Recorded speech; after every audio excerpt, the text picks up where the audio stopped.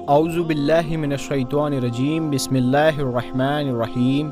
پیارے دوستو، اللہ تبارک و تعالیٰ قرآن پاک کے سورہ کہف میں ارشاد فرماتا ہے، اور تم حضرت آدم علیہ السلام کو سجدہ کرو تو سب فرشتوں نے سجدہ کیا سوائے ابلیس کے، اور وہ ابلیس جنات میں سے تھا، تو وہ اپنے رب کی اطاعت سے باہر نکل گیا۔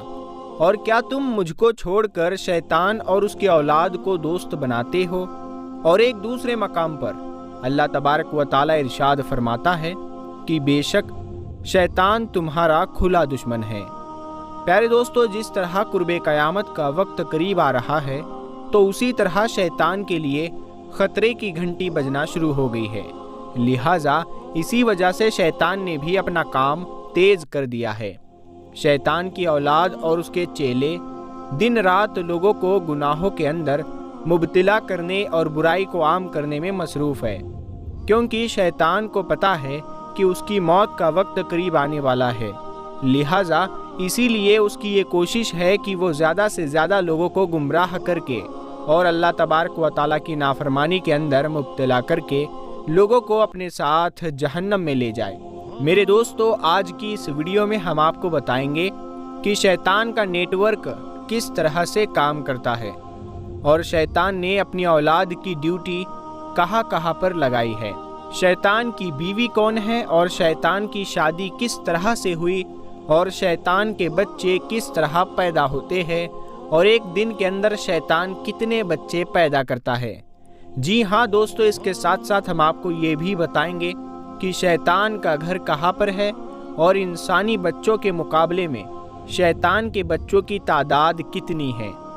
میرے دوستو، ان تمام تر سوالات کے جوابات قرآن اور حدیث کی روشنی میں آج کی اس ویڈیو میں ہم آپ کو بتائیں گے، اسی لیے آپ سے گزارش ہے کہ آپ ہماری اس ویڈیو کو آخر تک دیکھتے رہیے گا۔ دوستو، اللہ تبارک و تعالیٰ نے شیطان کو آگ سے پیدا فرمایا، اور اس کی نسل اسی طرح بڑھتی ہے جس طرح انسانوں کی نسل بڑھتی ہے، اس کے بھی بچے پیدا ہوتے ہیں، جس طرح کے اس بات کی طرف اشارہ کرتے ہوئے اللہ تبارک و تعالیٰ نے ارشاد فرمایا، اور کیا تم مجھ کو چھوڑ کر شیطان اور اس کی اولاد کی پیروی کرتے ہو، حالانکہ وہ تمہارا دشمن ہے۔ اس آیت کریمہ سے یہ واضح طور پر بات ثابت ہوتی ہے کہ شیطان کی بیوی اور بچے بھی ہے۔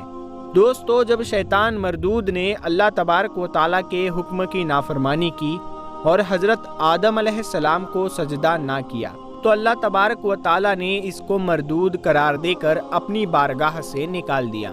شیطان کو اللہ تبارک و تعالیٰ نے آگ کے شعلوں سے پیدا کیا، اور اس کی بیوی کو بھی پیدا کیا، اور پھر ان دونوں سے تمام جنات کی نسل پھیلی۔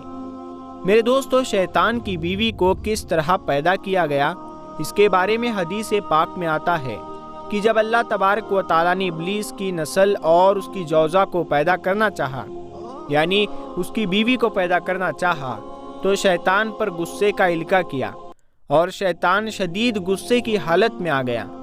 غصے کی وجہ سے اس میں سے ایک آگ کی چنگاری پیدا ہوئی۔ اس چنگاری سے اللہ تبارک و تعالیٰ نے ابلیس کی بیوی کو پیدا کیا۔ ابلیس کی بیوی کا نام ترتبہ بتایا گیا ہے۔ دوستو، اب بات کرتے ہیں کہ شیطان کے بچے کس طرح پیدا ہوتے ہیں، اور اس کی نسل کس طرح بڑھتی ہے، اور ایک دن کے اندر کتنے بچے پیدا ہوتے ہیں۔ اس کے متعلق روایت میں آتا ہے کہ شیاطین کی نسل دو طرح سے بڑھتی ہے۔ نمبر ایک، کچھ شیاطین ایسے ہیں کہ ان کے جوڑے پیدا کیے گئے، جس طرح انسانوں کے اندر میاں بیوی کے ملاپ سے بچے پیدا ہوتے ہیں، اسی طرح شیطانوں کے اندر شیطان جن اور شیطان جنی، ان کے ملاپ سے جنات اور شیاطین پیدا ہوتے ہیں، اور اس سے شیطانوں کی نسل بڑھتی ہے۔ اور نمبر دو، کچھ شیاطین ایسے ہیں کہ اللہ تبارک و تعالیٰ نے ان کی دائیں ران میں مرد کی شرمگاہ کو پیدا فرمایا، اور ان کی بائیں ران میں عورت کی شرمگاہ کو پیدا کیا۔ اس طرح جب شیطان نے اپنی ہی شرمگاہ کو اپنی ہی شرمگاہ کے اندر داخل کیا، تو اس سے 5 انڈے نکلے، جن میں سے شیطان جن اور شیطان جنیاں پیدا ہوئی، اور کچھ روایت میں آتا ہے کہ شیطان کی شرمگاہ سے ہر روز 10 انڈے نکلتے ہیں اور ہر انڈے میں سے بہت سارے شیطان مرد اور شیطان عورتیں پیدا ہوتی ہے۔ میرے دوستو، روایت میں آتا ہے کہ شیاطین کی تعداد انسانوں کے مقابلے میں 9 گنا زیادہ ہے۔ جہاں پر انسانوں کا ایک بچہ پیدا ہوتا ہے، وہاں شیاطین کے 9 بچے پیدا ہوتے ہیں۔ میرے دوستو، جس طرح تمام انسانوں کے باپ حضرت آدم علیہ السلام کو کہا جاتا ہے، اس طرح تمام جنات کا باپ الزان جن ہے اور تمام شیاطین کا باپ شیطان ابلیس ہے۔ یہاں پر آپ کو بتاتے چلے کہ جنات اور شیاطین میں فرق ہے۔ جنات میں سے کچھ گروہ مسلمان بھی ہے، جبکہ شیاطین میں سے کوئی بھی مسلمان نہیں۔ اور اسی طرح جنات کو موت بھی آتی ہے اور وہ اپنے وقت پر موت کا ذائقہ چکھتے ہیں، جبکہ تمام شیاطین شیطان کے ساتھ ہی مریں گے۔ جب قیامت سے 40 سال پہلے اللہ تبارک و تعالی شیطان کو دردناک موت دے گا تو اس کے ساتھ ہی تمام شیاطین بھی مر جائیں گے۔ دوستو، اب بات کرتے ہیں کہ شیطان کا نیٹ ورک یعنی جو شیطان کا جالا ہے وہ کس طرح سے کام کرتا ہے، اور شیطان نے اپنی اولاد کی ڈیوٹی کہاں کہاں پر لگائی ہوئی ہے، یعنی شیطان کی اولاد کون کون سا کام انجام دیتی ہے اور کس طرح شیطان کی اولاد انسانوں کو گمراہ کرنے کے اندر مصروف ہے۔ میرے دوستو، روایت میں شیطان کے 5 مشہور بیٹوں کا ذکر ملتا ہے، جس طرح کے حضرت مجاہد رحمۃ اللہ تعالی علیہ شیطان کے مشہور بیٹوں کے نام اور کام کچھ اس طرح بیان فرماتے ہیں۔ شیطان کے پہلے مشہور بیٹے کا نام دمبور ہے۔ اس کی ڈیوٹی شیطان نے یہ لگائی ہے کہ یہ ہر بازار میں شیطان کا جھنڈا اٹھا کر کھڑا ہوتا ہے اور عورتوں کو مردوں کی طرف اور مردوں کو عورتوں کی طرف مائل کرتا ہے اور گناہوں کے اندر مبتلا کر دیتا ہے۔ شیطان کے دوسرے بڑے بیٹے کا نام صبر ہے، جو لوگوں کے اندر فتنہ فساد پھیلاتا ہے اور مصائب کا سبب بنتا ہے۔ میرے دوستو، شیطان کے تیسرے بڑے بیٹے کا نام اور ہے۔ اس کی ڈیوٹی شیطان نے یہ لگائی ہے کہ کوئی بھی مسلمان اگر اللہ تبارک و تعالیٰ کی بارگاہ میں کوئی بھی عبادت یا نیکی کرتا ہے تو یہ شیطان اس مسلمان کو ریاکاری کے اندر مبتلا کر دیتا ہے اور ریاکاری کی وجہ سے اس کے اس عمل کو ضائع کر دیتا ہے۔ دوستو، شیطان کے چوتھے بیٹے کا نام مسعود ہے۔ اس کی ڈیوٹی شیطان نے یہ لگائی ہے کہ یہ لوگوں کے درمیان جھوٹی باتیں پھیلاتا ہے اور ان کو آپس میں لڑواتا ہے۔ اور شیطان کے 5ویں بڑے بیٹے کا نام دامس ہے۔ یہ شیطان ہر اس آدمی کے ساتھ ہوتا ہے جو اپنے گھر میں بغیر سلام کیے داخل ہوتا ہے اور بسم اللہ پڑھے بغیر کھانا کھاتا ہے۔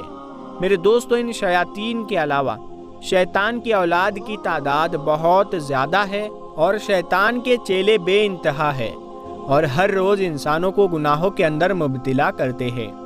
کوئی شیطان انسانوں کو زنا کے اندر مبتلا کرتا ہے تو کوئی شراب نوشی کے اندر، تو کوئی شیطان کسی کو طلاق دلوا کر اس کا گھر برباد کر دیتا ہے۔ اسی طرح روزمرہ جتنے بھی گناہ ہوتے ہیں وہ تمام کے تمام گناہ شیاطین کے اکسانے کی وجہ سے ہوتے ہیں۔ میرے دوستو، ان تمام شیطانوں میں سے ایک شیطان ایسا بھی ہوتا ہے جو ہر وقت انسان کے ساتھ رہتا ہے، چاہے وہ انسان جہاں پر بھی چلا جائے وہ ہر وقت اس کے ساتھ رہتا ہے۔ اس شیطان کو ہمزاد کہا جاتا ہے۔ وہ انسان کے پیدا ہونے سے لے کر اس کے مرنے تک اس کے ساتھ رہتا ہے۔ دوستو، اب بات کرتے ہیں شیطان کا گھر کہاں ہے اور شیاطین کہاں پر رہتے ہیں اور یہ کیا کھاتے پیتے ہیں۔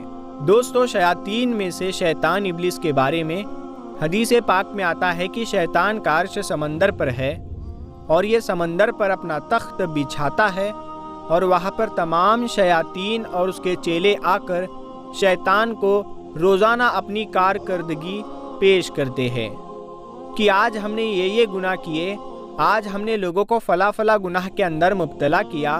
اور شیطان کے گھر کے متعلق ایک دوسری روایت بھی ملتی ہے کہ جب اللہ تبارک و تعالیٰ نے شیطان مردود کو اپنی بارگاہ سے نکالا تو شیطان مردود نے اللہ تبارک و تعالیٰ کی بارگاہ میں عرض کی کہ یا رب العالمین، تو نے مجھے اپنی بارگاہ سے نکال دیا اب میرے لیے کوئی گھر بھی مختص فرما دے۔ تو اللہ تبارک و تعالیٰ نے یہ ارشاد فرمایا کہ تیرا گھر حمام ہے، یعنی بیت الخلا۔ اس کے بعد شیطان نے اللہ تبارک و تعالیٰ کی بارگاہ سے عرض کی، یا رب العالمین میرے لیے کوئی بیٹھک بھی مقرر کر دے۔ تو اللہ تبارک و تعالیٰ نے ارشاد فرمایا کہ بازار اور راستے تیری بیٹھک ہے۔ اس کے بعد شیطان نے اللہ تبارک و تعالیٰ کی بارگاہ میں عرض کی، یا رب العالمین میرے لیے کھانے کے لیے بھی کچھ مقرر کر دے۔ تو اللہ تبارک و تعالیٰ نے ارشاد فرمایا کہ ہر وہ چیز تیرا کھانا ہے جس پر اللہ تبارک و تعالیٰ کا نام نہ لیا گیا ہو۔